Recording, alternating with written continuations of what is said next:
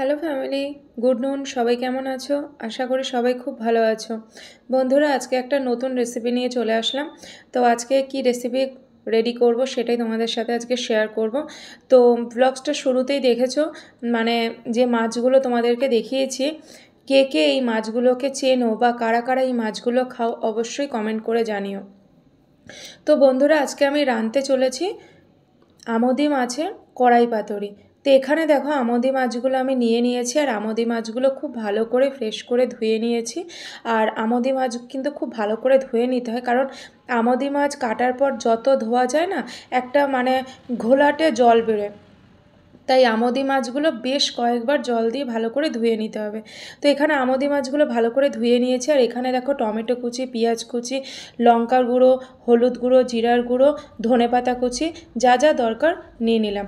তো এখানে দেখো যে বাটির মধ্যে আমি মাছগুলো রেখেছিলাম, সেই বাটির মধ্যে প্রথমে যে পেঁয়াজ কুচিয়ে রেখেছিলাম সেই পেঁয়াজ কুচিগুলো ভালো করে খুলে খুলে দিয়ে দিলাম।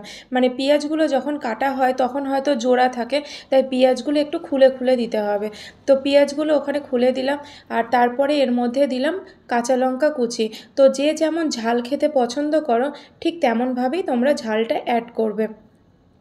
তারপরে দেখো ওখানে টমেটো কুচি দিলাম, আদা কুচি দিলাম, আর রসুন কুচি দিলাম। আর এর মধ্যে দিতে হবে স্বাদ মতো তেল। তেলের পরিমাণ যে যেমন, মানে কেউ রিচ করেও খেতে পারো, কেউ আবার অল্প তেলেও রাঁধতে পারো। এখানে কিন্তু মানে তেলের পরিমাণটা যে যেমনভাবে খেতে ভালোবাসো ঠিক তেমনভাবেই কিন্তু দেবে। আর যা যা মশলা দিতে হয়, লঙ্কার গুঁড়ো, হলুদ গুঁড়ো, জিরার গুঁড়ো, আর স্বাদ মতো লবণ দিয়ে এবার এখানে শেষে যেটা অ্যাড করতে হবে সেটা হচ্ছে তেল। এখানে মানে যে তেলটা দেবো সেটা রিফাইন তেলও দেওয়া যায়, সর্ষের তেলও দেওয়া যায়। তো যেহেতু বা আমার কাছে এই মুহূর্তে মানে সর্ষের তেল বাড়ন্ত আছে, তাই আমি রিফাইন তেলেই কিন্তু রান্নাটা করলাম। আর নুনের পরিমাণটা কিন্তু বন্ধুরা প্রথমে একটু অল্প পরিমাণে দেবে। যখন রান্না করবে, রান্নার পর যদি মনে হয় যে লবণ একটু অ্যাড করতে হবে, তো পরে লবণ অ্যাড করা যাবে। এবার যে যে জিনিসগুলো এর মধ্যে দিলাম, এবার খুব ভালোভাবে মাছগুলোকে মাখিয়ে নিতে হবে। দেখতে হবে মাছগুলোর মধ্যে কিন্তু অল্প কাঁটা থাকে, কাঁটাগুলো যেন হাতে বিঁধে না যায়। একটু ভালোভাবে মানে খুব সাবধানে মাছগুলো ভালো করে মাখিয়ে নিতে হবে। যেহেতু এটা আমি কড়াই পাতুরি করছি, সেই কারণে মাছগুলো কিন্তু আমি ভালোভাবে মাখিয়ে নিলাম। আর মাছগুলো কিন্তু খুব বড় বড় যে আমোদি মাছ তাও কিন্তু না, মিডিয়াম সাইজের যে আমোদি মাছগুলো সেগুলোই নিলাম। আর বড় বড় আমোদি মাছগুলো হলে সেগুলো আগে নুন হলুদ দিয়ে কড়াইতে ভেজে নিতে হয়। তো সেটা একটা আলাদা পদ্ধতি, তো সেটা এখন তোমাদের সাথে শেয়ার করছি না। এখন মাঝারি সাইজের আমোদি মাছ নিয়ে কড়াই পাতুরিটা রেডি করছি। তো ওখানে দেখো বাটিতে ভালো করে মাছগুলো মাখানো হয়ে গেছে বিভিন্ন মশলা দিয়ে। তো একদিকে বাটিটা রেখে দিয়েছি, আর এদিকে দেখো ওভেনে কড়াই বসিয়ে দিলাম।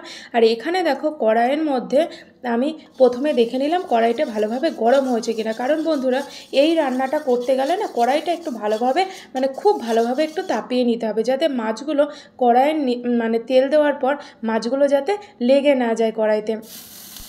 তো দেখো কড়াইটা কিন্তু আমার খুব ভালোভাবে তাতিয়ে গেছে। তারপরে একটুখানি তেল দিয়ে, যেহেতু আগে আমি তেল দিয়ে ভালোভাবে মশলাপাতি দিয়ে মাখিয়ে নিয়েছিলাম, সেই কারণে কিন্তু কড়াইটার তেলটা আমি কম দিলাম।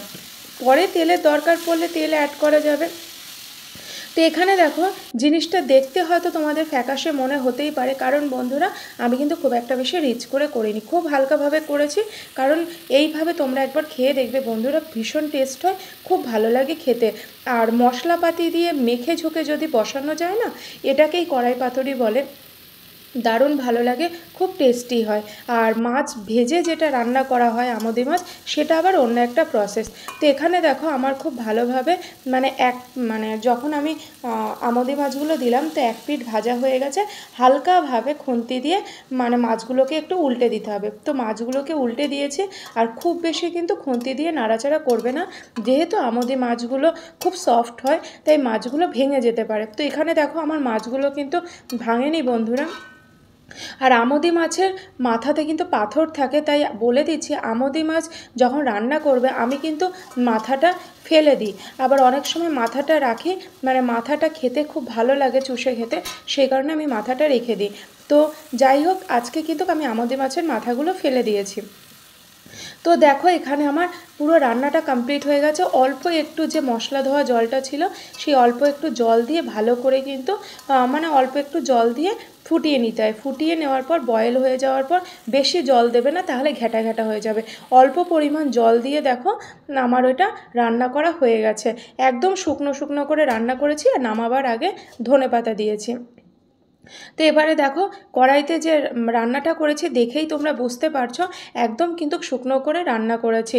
আর এই মাছটা শুকনো করে রান্না করতেই কিন্তু মানে রান্না করে খেতে বেশি ভালো লাগে।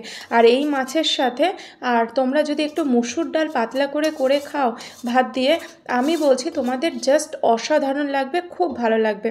আর আজকের এই রেসিপিটা তোমাদের কেমন লাগলো বন্ধুরা অবশ্যই কিন্তু কমেন্ট করে জানাবে। আর আমি যেভাবে রান্না করলাম এভাবে জাস্ট একবার তোমরা খেয়ে দেখো। মাঝারি সাইজের আমোদি মাছ নিয়ে সেটার কড়াই পাতুরি বানিয়ে খাও, তোমাদের খুব ভালো লাগবে আশা করছি। তো এখানে দেখো আমি একদম শুকনো শুকনো করে রান্না করেছি এবং তেলের পরিমাণটাও কিন্তু কম দিয়েছি। যে যেমন তেল খেতে ভালোবাসো দেবে, তবে তেল বেশি না খাওয়াটাই ভালো। আর যে যেমন ঝাল খাও সেইভাবে তোমরা ঝালটা অ্যাড করবে। তো বন্ধুরা আজকের ভ্লগসটা কেমন লাগলো আর আজকের আমোদি মাছের কড়াই পাতুরির রেসিপিটা কেমন লাগলো অবশ্যই কিন্তু কমেন্ট করে তোমরা জানাবে। যারা ইউটিউবে দেখছো চ্যানেলটাকে সাবস্ক্রাইব করে দিও, যারা ফেসবুক প্রোফাইলে দেখছো পেজটাকে ফলো করে দিও। আমার মান্তু মজুমদার ফেসবুক প্রোফাইলটাই হচ্ছে পেজ। তো বন্ধুরা আজকের ভিডিওটা আর বেশি বড় করব না, ভিডিওটা এখানেই শেষ করব ভ্লগসটা। আর আজকে আমোদি মাছের কড়াই পাতুরি দেখতে কেমন হয়েছে, মানে লুকিংটা তো দারুণ লাগছে দেখতে, এবার খেতে কেমন হবে সেটা খেতে বসে বোঝা যাবে। তো বন্ধুরা ভিডিওটা আর বেশি বড় করব না, এখানেই শেষ করব। সবাই খুব ভালো থেকো, সুস্থ থেকো আর আমার সাথে থেকো। তাহলে এখনকার মতো টাটা।